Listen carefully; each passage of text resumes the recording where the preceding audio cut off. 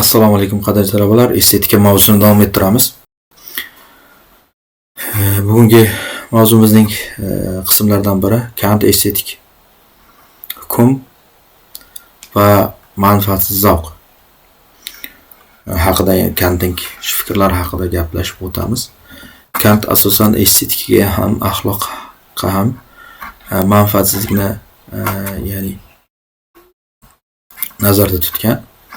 Estetik hukm Kant estetik tajribani subyektiv va obyektiv jihatlarini birlashtirish sifatida ko'radi. Ya'ni Kantning fikricha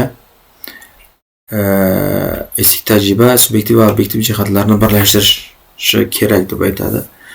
Ya'ni manfaatsiz zavq, estetik zavq insonning shaxsiy manfaatlaridan xoli bo'lishi kerak deydi Kant. Chunki u insonga manfaat yoki hirs bermaslik kerak. Ya'ni estetik zavqdan maqsad unga egalik qilish bo'lmasligi kerak deydi. Misol uchun insonning haqiqiy estetik zavqi gulni ko'rib zavqlanishi, uni o'ziniki qilish xohishidan mosuvo bo'lishi kerak, xohishidan tashqari bo'lishi kerak deydi. Chunki inson hayvondan farqli ravishda ya'ni gulni uzib yoki bo'lmasam yeb ko'rib, uni chaynab ko'rib zavqlanmaydi, rohatlanmaydi. Uni shunchaki uni ko'rib, uni hididan, go'zalligidan bahramand bo'lib zavqlanadi deb aytadi. Qiziqarli misol Kant Critique of Judgment degan asarida go'zallik haqidagi fikrlari va estetik hukmning ahamiyati haqida bir qancha qiziqarli fikrlar aytib o'tgan. Immanuel Kant hukm qilish qobiliyatini tanqid qilish asarida shunday deb aytadi. Ya'ni u 1724-1804 yashab ijod etgan nemis faylasufi, Prusiyada tug'ilib ijod etgan ma'rifat davrining asosiy vakillaridan biri.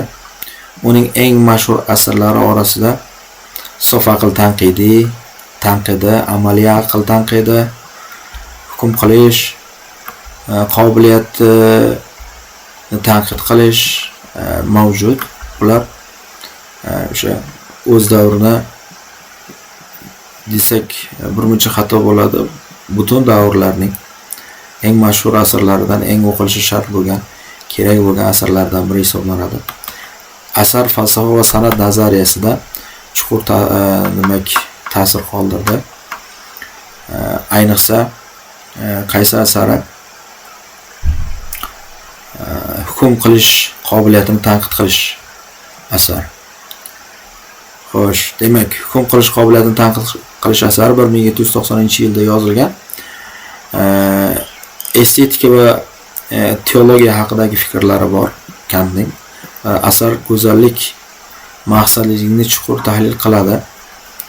Hukmning turlari aniqlovchi va aql aks ettiruvchi hukm qilish qobiliyatlari mavjud deydi. Kant go'zallik tushunchasi sublimlik va maqsadga muvofiqlik nazariyalari haqida fikr yuritadi. Kantning go'zallik haqidagi, ya'ni manfaatsiz go'zallik haqidagi fikrlari ga ko'proq to'xtalib o'tilgan. Kantning go'zallik haqidagi fikrlari, masalan, go'zallik va manfaatdorlik. Masalan, go'zallik hech qanday manfaatdorlik talab qilmaydi yoki umumiy qabul qilish. Subyektiv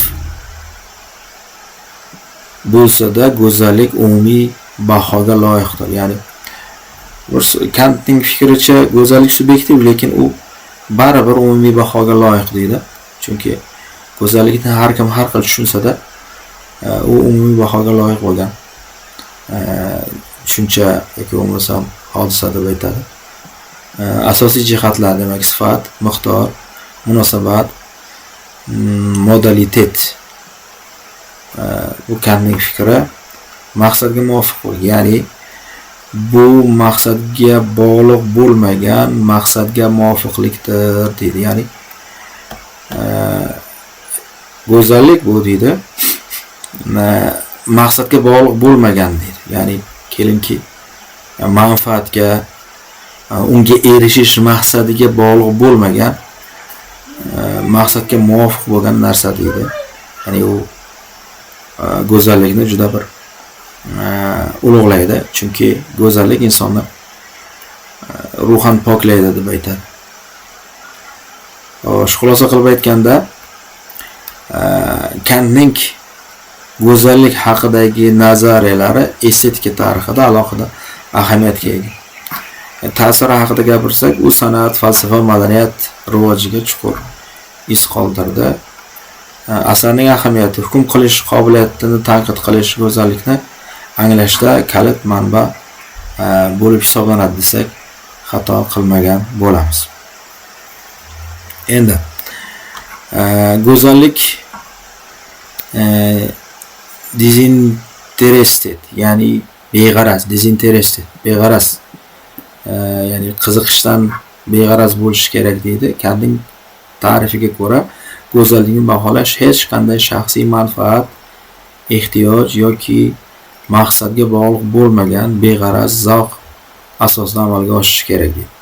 Misol, gulning go'zalligidan zavqlanganda biz uning tibbiy xususiyatlari yoki narxi haqida o'ylamaymiz. Bu faqat uning ko'rinishi va hissiy ta'sirotlariga asoslangan bo'lishi kerak deydi. Bu beg'arazlik go'zallikni yaxshilik, foydali va yoqimlilik hazidan ajratib turadi. Ya'ni go'zallik foydalilik yoki bo'lmasam hazdan ajratib turish kerak deydi. Agar foydali narsa go'zal bo'ladigan bo'lsa, unda u go'zallik bo'lmaydi, chunki u maqsadga yoki bo'lmasam manfaatga tegishli bo'lib qoladi deb aytadi.